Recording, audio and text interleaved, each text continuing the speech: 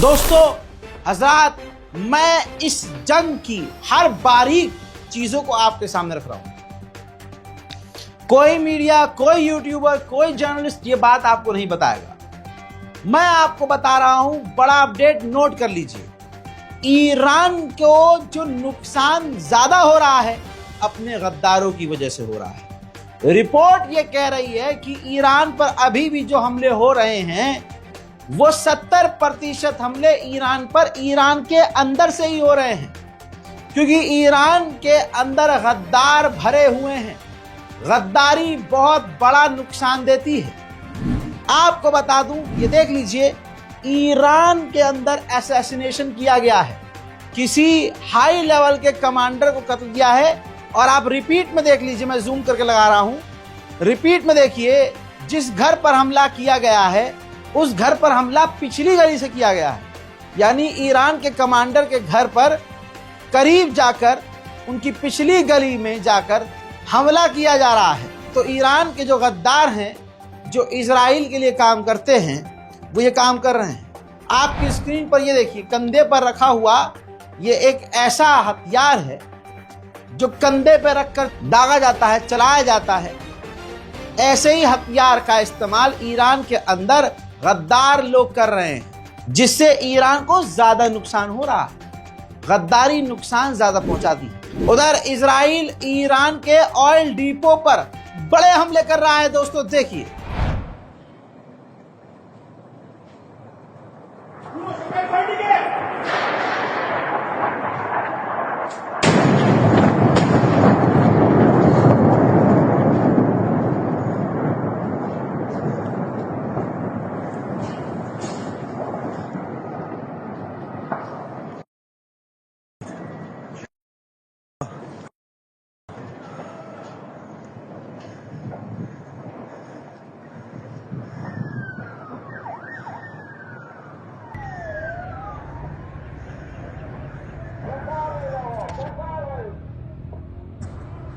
شمال بغل کوهسار انبار نفت شهران رو زدن، سطح آتیش.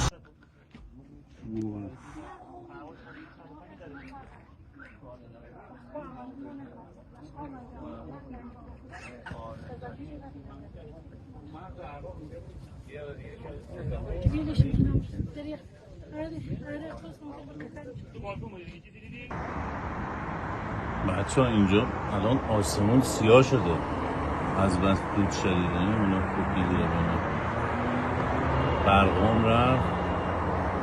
این شهرک نوبنیادی که دقیقا روبروی خونه است، نمیزنی چمنه. من خاموشی زدم که دیگه. अब उधर इजराइल, देखिए मैं आपको 2 दिन पहले बता चुका था, जब ईरान के सुप्रीम लीडर को लेकर इजराइल ने कहा था कि नहीं, हम उनको मारने की कोशिश नहीं कर रहे हैं। और उसी वक्त मैंने कह दिया था कि कुत्ते की दुम पर यकीन कर लेना कि सीधा हो जाएगी, लेकिन इजराइल पर भरोसा ना करना। इजराइल के वॉर मिनिस्टर्स और गवर्नमेंट कह रही है कि अब हमारे हमले से ईरान के सुप्रीम लीडर दूर नहीं होंगे। यानी अब ईरान के supreme leader Ayatollah Syed Ali Khamenei Israel के निशाने पर। वहीं ईरान के नरमक के इलाके में एक ईरानी कमांडर का असैसिनेशन किया गया है।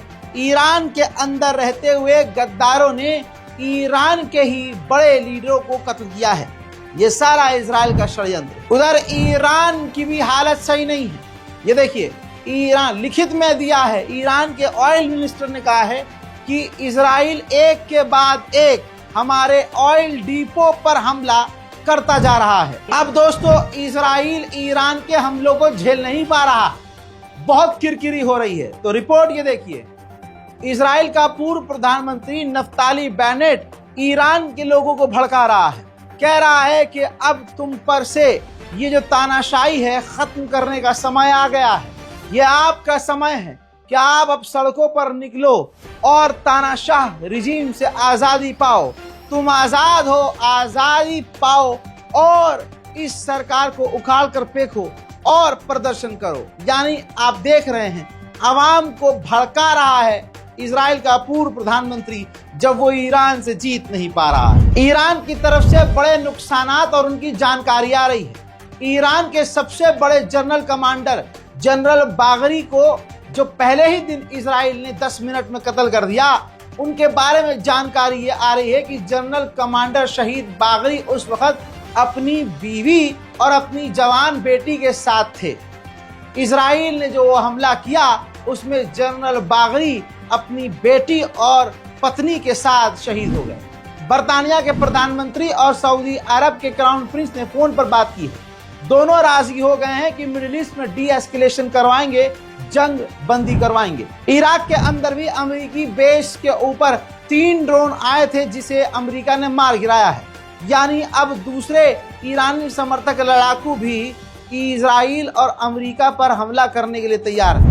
हजरात, ईरान पहुंचा है चीन का मिलिट्री कार्गो जहाज। जी हाँ, ये लग रहा है, संभावना है कि ईरान जो चाइना का जहाज कार्गो जहाज उतरा है वो हथियार लेकर उतरा है, क्योंकि वो मिलिट्री एयरक्राफ्ट है। साथ ही ईरान के लिए साफ चीन ने कर दिया है कि हम कल भी ईरान के साथ थे, आज भी ईरान के साथ रहेंगे। मोहतरम हजरात, ईरान ने जानकारी आधिकारिक दी है कि आज जो हमने तेल अवीव का जिन मिसाइलों से चुम्मा लिया है वो मिसाइल अब तक की हमारी सबसे खतरनाक मिसाइलों में से एक है, जिसे कोई रोक नहीं सका और न रोक सकता है। उसके अंदर सबसे भारी भरकम और बड़े वॉरहेड लगे हुए थे। उसका रिजल्ट तो आपने देख ही लिया होगा। यह बात हकीकत है, दुनिया कह रही है और देख रही है कि ईरान की किसी मिसाइल को अमेरिका का कोई डिफेंस सिस्टम नहीं रोक पाया। इजराइल का आयरन डोम पता नहीं कहां चला गया, और जो तबाही की तस्वीरें इजराइल की आ रही हैं, इजराइल ने ख्वाबो ख्यालों में न सोचा होगा कि कभी ऐसा मेरे साथ होगा। देखिए, להגיע מיידית זה מאוד יעזור, אחרת בעיה אחרת לא נגיע לשם. 6448 שומע, אני לא משטרה.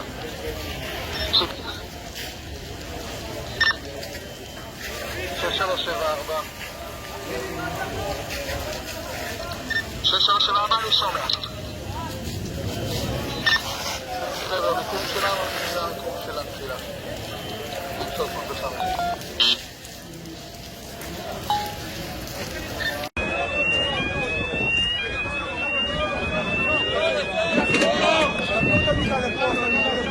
dale po עכשיו.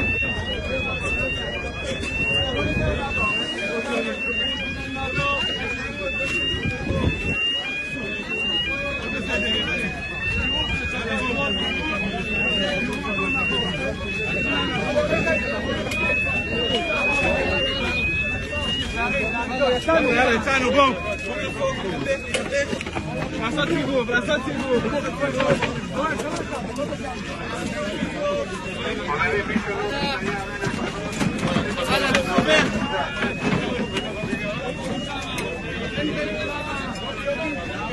אני מרים, ג'וני.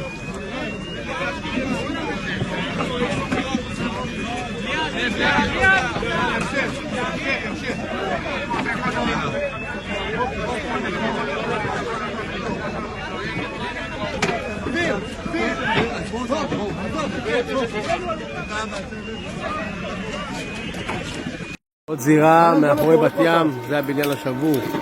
הכל פה שבור, מנופץ, בסריקות. כל מי שיש כלב גב, להגיע ולפתוח אותו כאן. כל מי ש...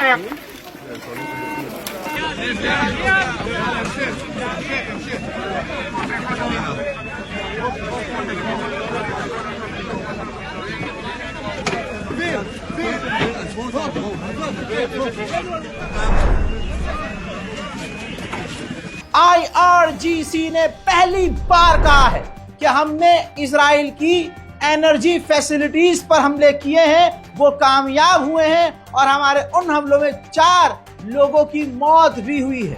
उधर ईरान ने कह दिया है कि इजरायली पायलट चुपचाप इज्जत से सरेंडर कर दे हमारे आगे तो उनकी जान को बख्श दिया जाएगा। बताना चाहूंगा कि 2 F-35 और 2 F-16 फाइटर जेट गिरा दिए हैं ईरान ने और उनके पायलट्स को भी गिरफ्तार कर लिया है ईरान ने। हजरात, पेंटागन के अंदर तहलका मचा हुआ है।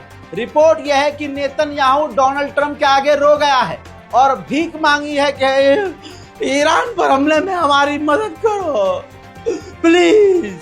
ऐसे में पेंटागन में मीटिंग चल रही है और अमेरिकी अधिकारी अभी भी दो भागों में बटे हुए हैं। कुछ कह रहे हैं कि नहीं, हमें इस मामले में नहीं पड़ना, और कुछ कह रहे हैं कि ईरान के ऊपर हमें हमला कर देना चाहिए।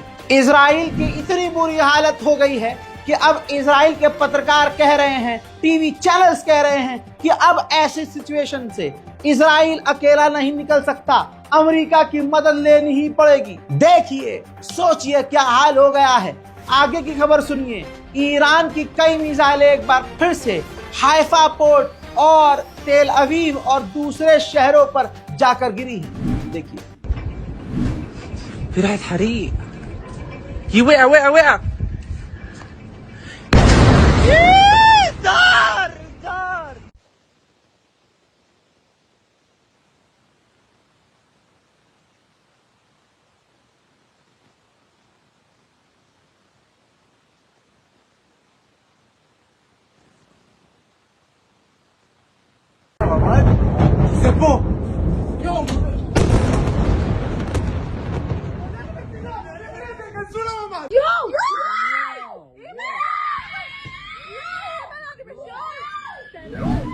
हस्बी अल्लाह व निअमल वकील। इस वीडियो को शेयर कीजिए, इस डिटेल रिपोर्ट को शेयर कीजिए। दुनिया प्रोपेगेंडा ईरान के खिलाफ चला रही है, कोई सच नहीं दिखा रहा है। आपका ये नौकर ईरान के नुकसान भी ईमानदारी से दिखा रहा है और इजराइल के साथ जो हो रहा है वो भी पूरी ईमानदारी से मैं आपको दिखा रहा हूं। रिपोर्ट शेयर कीजिएगा, दुआओं में याद रखिए। जल्द लौट रहा हूं और भी ताजा तरीन जानकारी के साथ। तब तक के लिए जय हिंद।